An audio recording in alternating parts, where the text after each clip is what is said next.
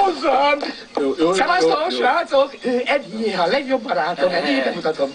Nagyon örülök tényleg, boldogan lejatolnék veletek, de az a helyzet, hogy kint vár a kocsim, így aztán mennünk kell. Na, indulás, gyerünk! Jaj, Edi azt mondja, hogy mennünk kell, azt hiszem jobb lesz, ha szót fogadok, tisztelteletek. Viszlát, jövőkkel! Viszlát, George!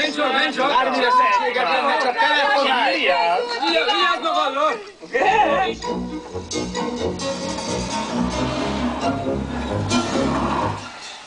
A 8-as főúton Herent közelében két személygépkocsi ütközött össze. A főutat lezárták, egyelőre áll a forgalom, mert terelni nem tudnak. A fővárosban lassú a haladás a Lánchíd mindkét hídfőjénél és az Andrássy úton, az Erzsébet hídon Pest felé és az Asztória közelében.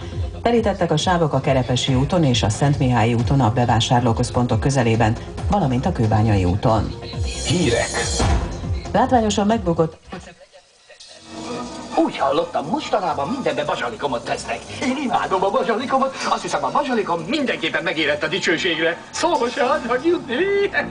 Most tűnt fel, hogy csak én beszélek, és neked még egy szusszanási szünetet se hagytam, hogy megkísérelek közbevágni, csak agyalap, de írtóra szeretnék jó benyolást tenni rá. Tudom, néha rám jön ez a duma dömping, mindig, amikor idegen jó benyolást kell tenni, de akkor csak beszélek, agyalap, Az meg kus legyen végre már! Látom. Megjött.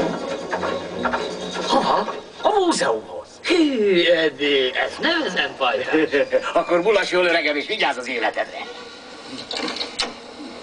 Te nem jössz be velem? Szívesen elkísérnélek innen, de sajnos jelenésem van a templomban. Edi, nem hagyhatsz csak így. Jaj, képzeld, bekarikáztam az álláshirdetéseket, azt hittem segítesz keresni. A kultúra. Tessék, ott van. Hangzsold ma. Hiszen erre vágytál. Na persze, látom, igen, de... Edi, én 3,5 éve nem voltam egyedül sem. Nem leszel ott egyedül. A pápától kezdve Sofia Lorenig mindenkit megtalálsz, mi az van. De nem! Edi.